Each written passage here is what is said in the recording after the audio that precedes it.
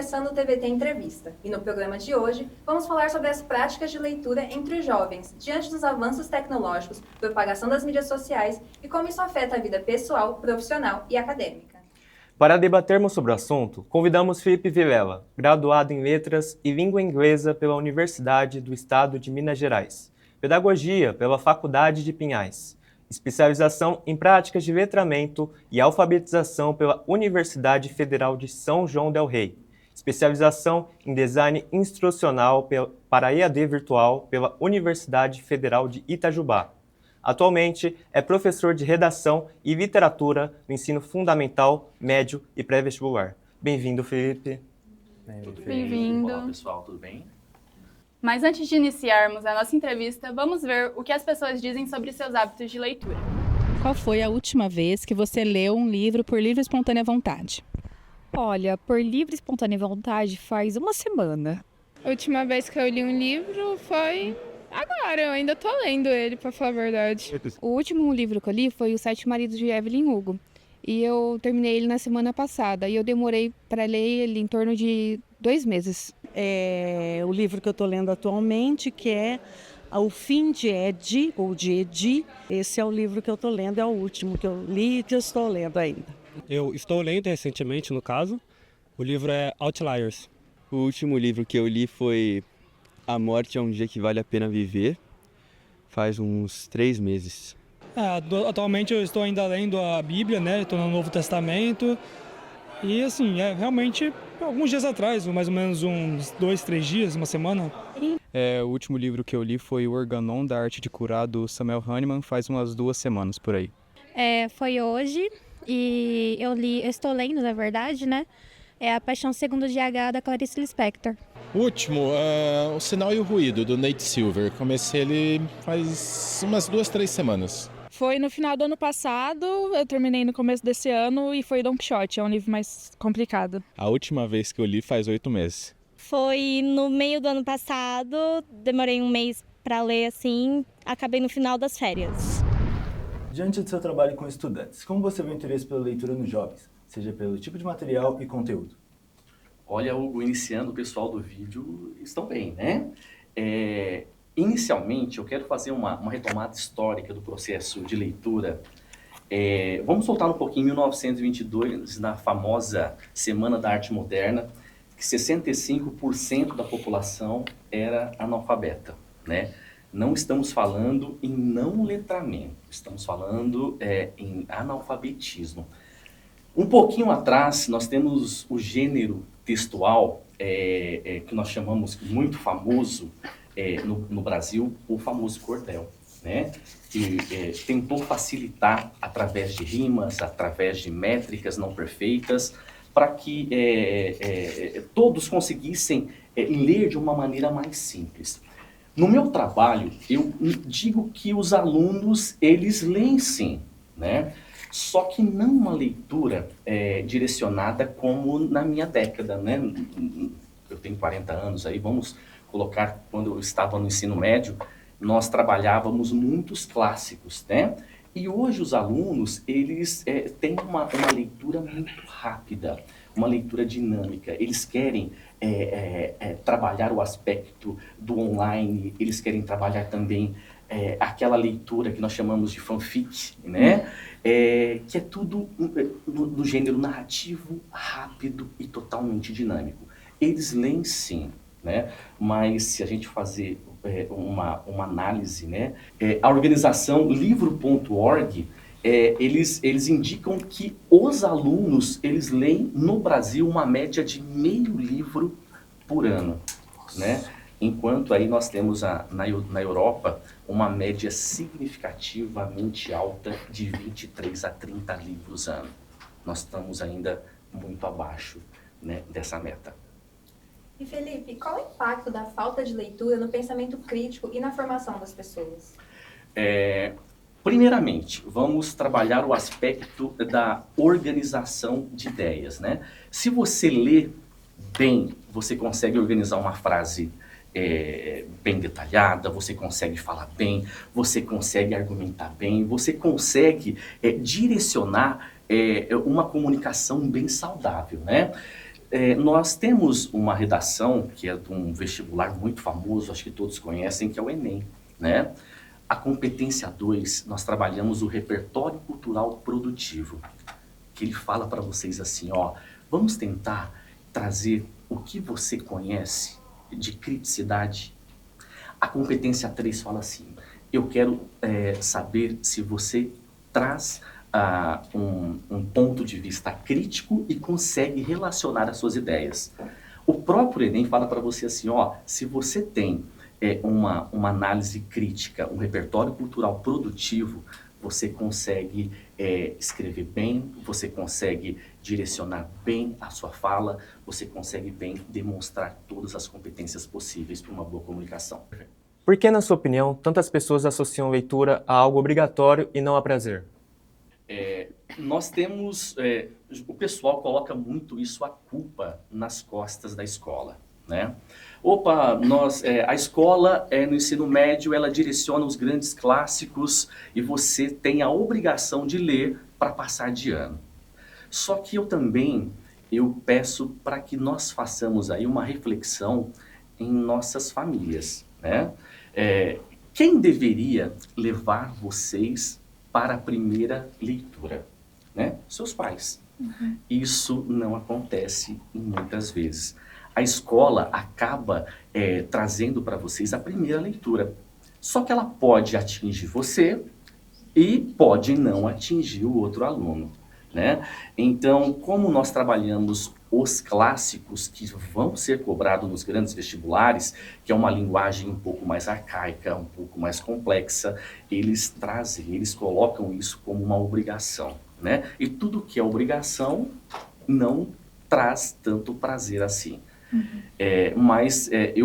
Eu coloco também lá na família, vamos tentar levar isso para os jovens como prazer, ensinar eles a ler, fazer aquela biblioteca, né, na primeira infância, isso tudo vai estimular e tenho certeza que quando chegar no ensino fundamental 2, no ensino médio, não vai ser uma obrigação.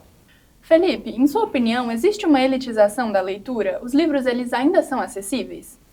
Mariana, existe sim a elitização. Vamos, se colocarmos aqui os livros, os best-sellers, os lançamentos, nós temos uma média de 50 a 150 reais, né? Para a nossa população ainda é muito caro. E se colocarmos assim, poxa, vamos numa livraria? Onde ficam as livrarias? Nos shoppings, né? Então isso também novamente direciona para uma elitização.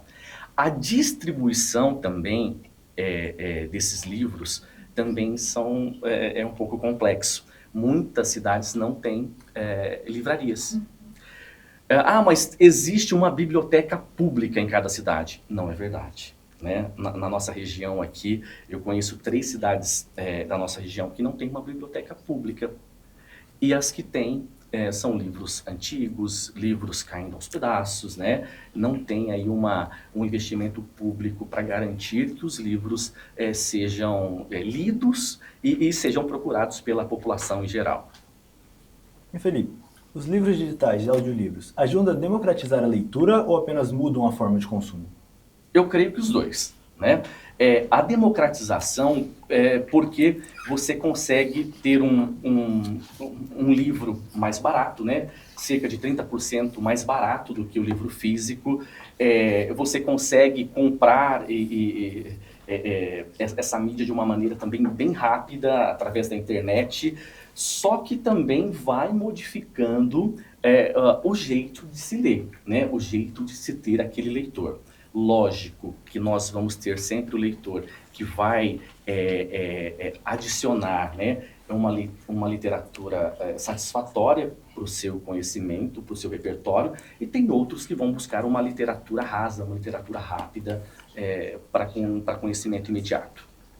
Agora, vamos assistir a uma videoreportagem feita por Camila Torquetti sobre a abordagem de livros nas redes sociais. Você sabe o que é BookTran e BookTok? BookTran e BookTok são termos criados referente a criadores de conteúdo no Instagram e no TikTok sobre livros. Book vem de livros em inglês e Tran e Tok em referência às redes sociais. Com o avanço das tecnologias e ferramentas nas plataformas, os criadores têm diversas maneiras de produzirem conteúdos aos leitores. Por meio de memes, fanarts, trechos e resenhas, a propagação da leitura vem evoluindo por meio da publicação de vídeos. Ainda, muitos autores também são ativos nas redes, contribuindo para uma ligação ao leitor e atraindo públicos. Camila Torquete para o TVT Entrevista. Você acha que o BookTok pode trazer mais jovens ao hábito de leitura? Eu creio que sim, né? O jovem, um adolescente, quando ele vê um outro adolescente, ele se sente representado, né? Imagina só um professor numa sala de aula indicando o livro, ele vai olhar e falar, poxa, esse professor não é da minha idade, será que ele está indicando um livro legal mesmo ou ele está, né, novamente retomando aqueles clássicos arcaicos que ele dá aqui em sala de aula? Então, uma linguagem jovem que vai representá-lo faz com que aquele ambiente se torne mais eficaz, né? E a distribuição também ela vai ser mais rápida e dinâmica. E você acredita que o poder de persuasão, tanto do BookTok quanto do Booktran, ele atinge a sociedade de forma correta a abordar sobre leitura? Nós temos 2 pontos, né? O ponto positivo que é a forma que vamos consumir essa informação, né? Da mesma maneira que nós temos influenciadores para livros bons, nós temos não tão bons assim. Para quem gosta de futebol, influenciadores bons e outros não tão bons, né? A persuasão, como eles levam esse conhecimento ao público, vai depender, né, daquela pergunta lá atrás, né, do pensamento crítico. Se você, se essa análise serve para você ou não. De maneira geral, eles geralmente apresentam umas resenhas legais, umas capas legais, de maneira bem dinâmica, mostrar o que tem de bom naquele livro, né? E a persuasão vai depender se nós vamos comprar essa ideia de forma direcional ou não. E o que a leitura ainda pode oferecer que nem outro tipo de mídia consegue? A leitura, eu sou apaixonado por ela, então fica até mais fácil dizer, né?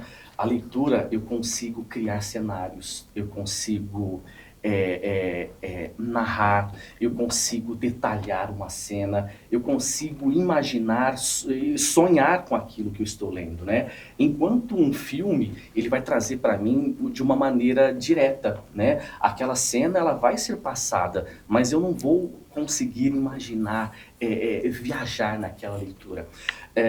De outra forma também, eu tenho o aspecto da linguagem não, eu tenho o aspecto do tempo, né?